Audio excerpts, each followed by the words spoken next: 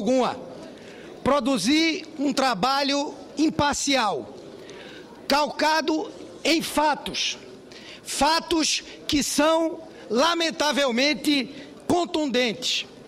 Agir sem pré-julgamentos, com absoluto respeito ao direito de defesa. E nisso fui dirigido com muita honra pelo presidente do Conselho de Ética, o senador Antônio Carlos Valadares. E creio que produzi um relatório que deu conforto aos integrantes do Conselho de Ética para votarem pela sua unanimidade, pela sua aprovação.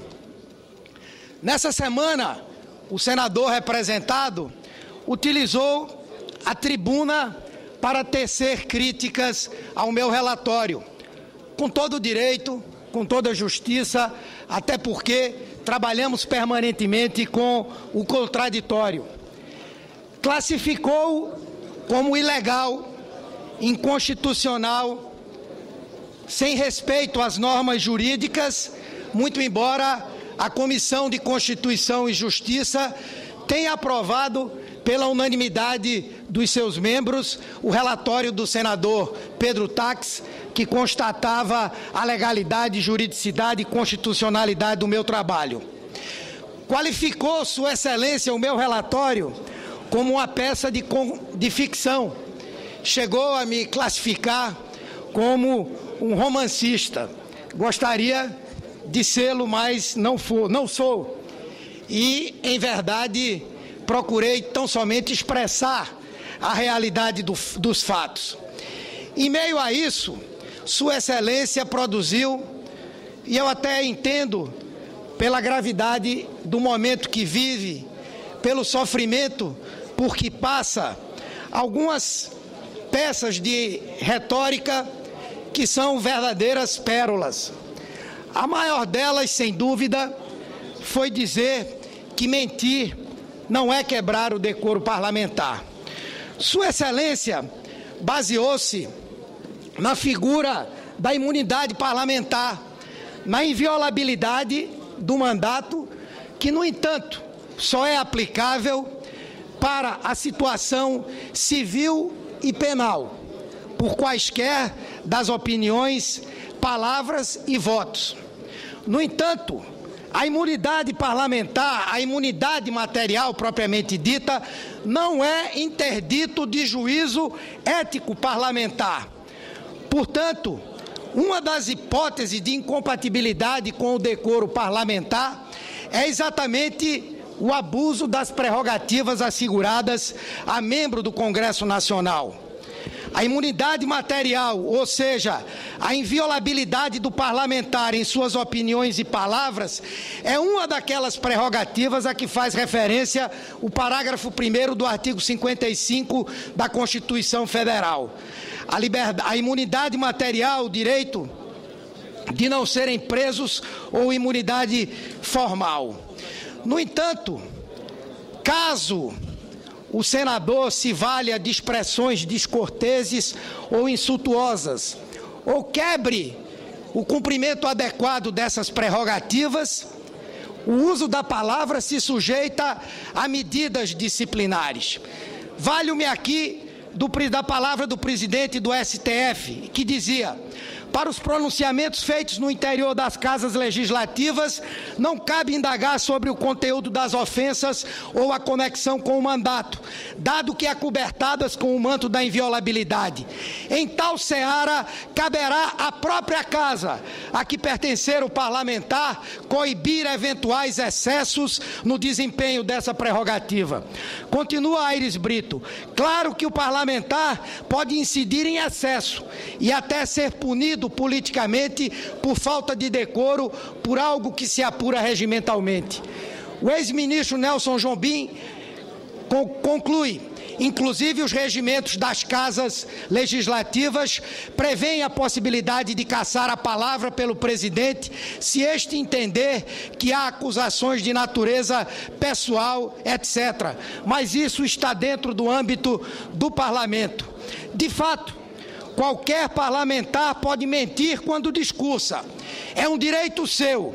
No entanto, é um direito de qualquer outro parlamentar não acreditar na mentira do colega e na forma regimental, contraditá-lo ou pedir a sua punição. Portanto, não é normal nem é aceitável que se possa mentir ao parlamento e mentir à sociedade brasileira.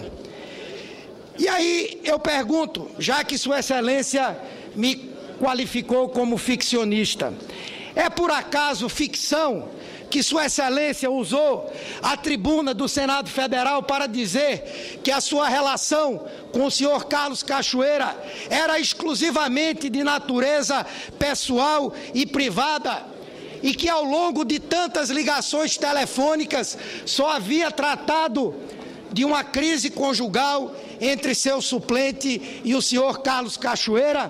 Não é ficção, ele disse isso. Como não é ficção que em nenhuma dessas mais de 300 ligações há qualquer referência à crise conjugal do senhor Carlinhos Cachoeira. Foram 97 ligações apenas do aparelho Nextel, 40 encontros que aconteceram entre ambos entre março e agosto de 2011. Sua Excelência disse aqui que não sabia dos afazeres ocultos do senhor Carlinhos Cachoeira. É muito difícil acreditar nessa colocação.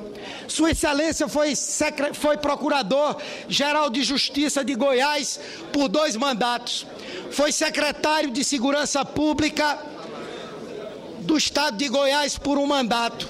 Sua Excelência é senador da República e foi integrante da CPI do Cachoeira, que indiciou, da CPI dos bingos, que indiciou o senhor Carlos Cachoeira por 6 crimes, entre eles corrupção passiva, formação de quadrilha, lavagem de dinheiro e mais 3. Como alguém da intimidade desse cidadão não poderia saber das suas atividades criminosas, reunindo não somente esse passado de um profissional da justiça e da segurança pública, mas principalmente como seu amigo? Que amigo é esse que não procura saber como o outro se ouve em uma CPI que foi do conhecimento de todo o Brasil? Que amigo é esse que não procurou saber por que o amigo havia sido indiciado por 6 crimes? Portanto, me perdoe, Sua Excelência, mas Sua Excelência faltou com a verdade.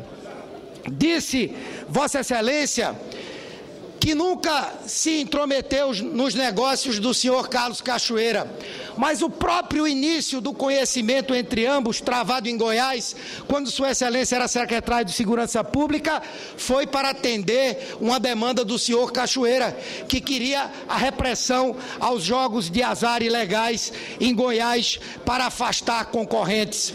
Sua Excelência participou ativamente da tentativa de produzir constrangimento ao governo federal, à Caixa Econômica, para aceitar em 2003 um acordo que envolvesse a GETEC, o senhor Carlos Cachoeira e a própria Caixa Econômica para os jogos da loteria esportiva. Vossa Excelência, Sua Excelência, inclusive, detinha informações que somente aqueles que tivessem íntima relação com o senhor Carlos Cachoeira poderiam tê-la. E 1 ano depois, quando é deflagrado o escândalo Valdomiro Diniz, Sua Excelência aparece como alguém de uma antevisão do que iria ocorrer.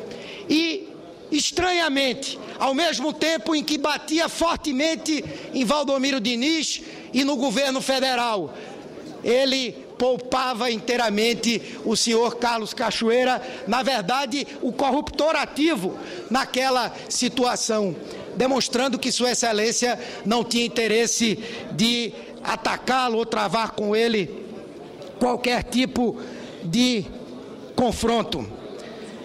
Disse Sua Excelência que era militante da causa contra a legalização dos jogos de azar.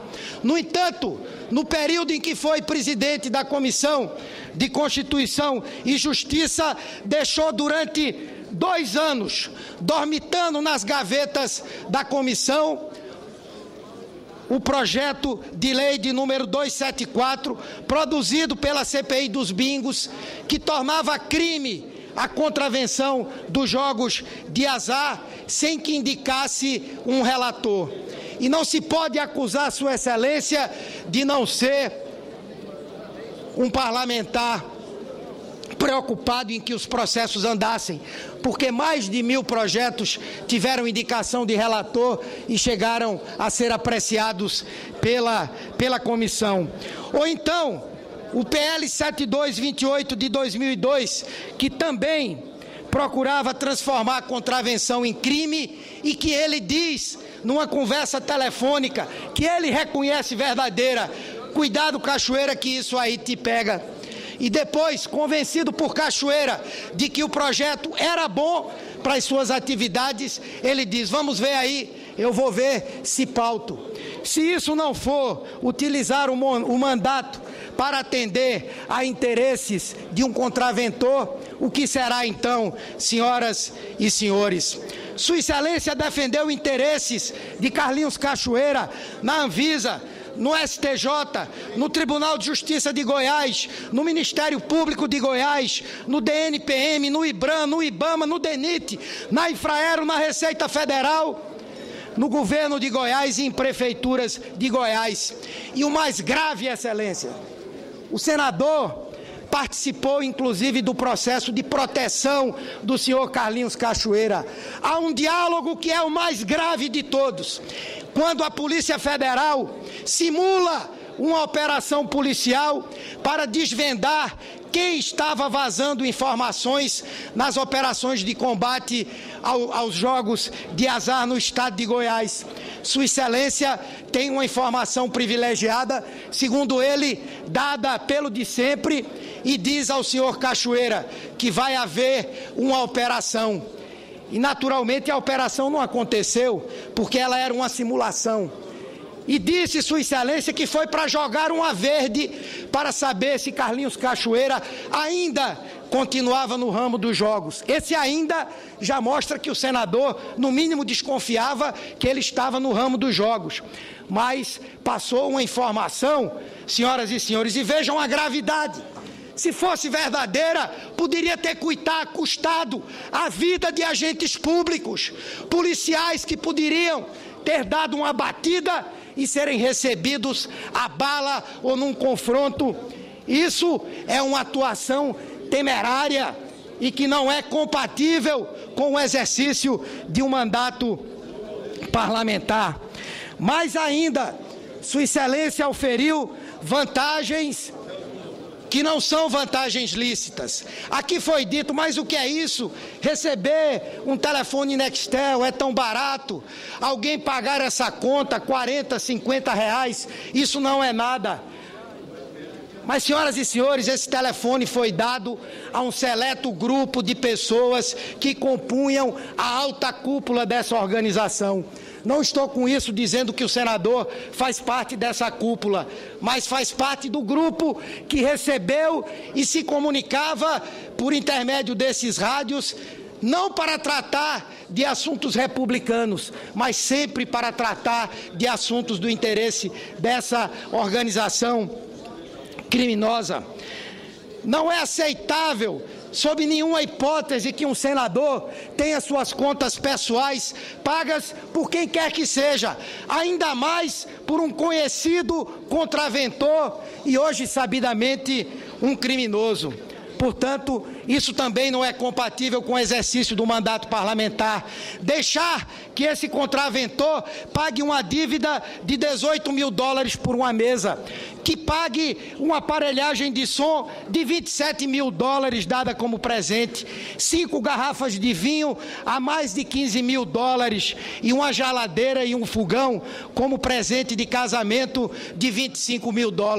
Sua Excelência disse aqui na tribuna como poderia não receber esse presente seria até uma falta de educação, uma falta de polidez, mas não é que essa semana, nos grampos da PF, fica claro que esses presentes foram encomendados.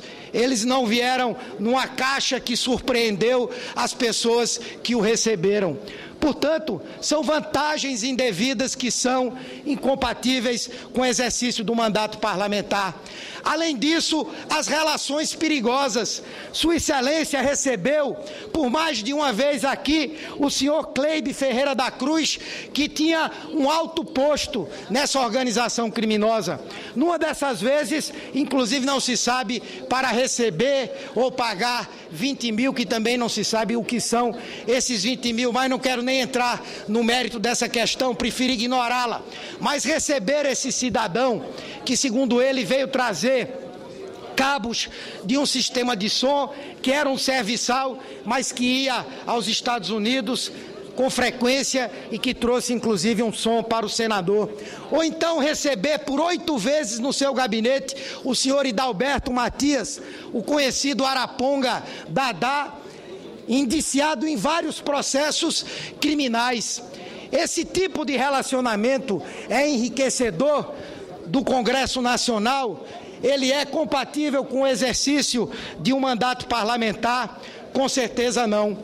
Além disso, outras questões menores, mas feitas a pedido do senhor Carlos Cachoeira, a nomeação de funcionários aqui no Senado, como a senhora Kênia Ribeiro, que trabalhava em Anápolis, de um outro rapaz onde há uma referência nas gravações, e até mesmo uma situação constrangedora para o nosso colega, o senador Aécio Neves, que empregou no seu governo uma sobrinha do senhor Cachoeira sem sabê-lo, muito embora o senador Demóstenes assim o soubesse. Portanto, são inúmeros fatos que comprovam, lamentavelmente, tristemente, que Sua Excelência quebrou o decoro parlamentar, deixou de agir como um senador da República deveria agir. Não venho aqui com o desejo de ser a palmatória do mundo para pregoar normas de conduta para quem quer que seja, mas o trabalho que aqui está sendo feito e que eu realizo não como pessoa física, mas como integrante do parlamento brasileiro, não pode deixar de levar essas questões em consideração em nome da amizade, do corporativismo ou até mesmo do sentimento de comiseração que todos nós temos aqui, sem dúvida. Mas, senhor presidente, o fundamento da nossa decisão é porque o senador praticou, conforme a resolução número 20, irregularidades graves no desempenho do mandato ou de encargos decorrentes desse mandato. De acordo com a Constituição Federal, abusou de prerrogativas asseguradas a membros do Congresso Nacional e, além disso, percebeu vantagens indevidas. No nosso país, nós não temos o instrumento do recall. No entanto, se os eleitores do estado de Goiás soubessem das relações perigosas de Sua Excelência, será que o teriam mandado para cá? Eu creio que não. Por isso, a nós cabe responder em nome do povo, para aqui fazer justiça e aplicar a democracia, ainda que isso nos constranja. Um parlamentar precisa atuar impessoalmente, defender o interesse público, buscar o bem comum e evitar a sedução pelo interesse privado e a exploração do cargo para obter privilégio. Quem julga, senador, somos nós, mas quem condena Vossa Excelência é o seu passado. Por isso, eu tenho certeza, daqui a pouco, quando essa casa julgar e aprovar a cassação do mandato de Sua Excelência, com certeza não eclodirão aplausos nem vivas, mas no fundo, todos nós teremos o sentimento dolorido, que assim o seja, de termos cumprido o nosso dever. E a voz rouca das ruas em todo o Brasil vai dizer: a democracia vale a pena. Muito obrigado a todos e a todas.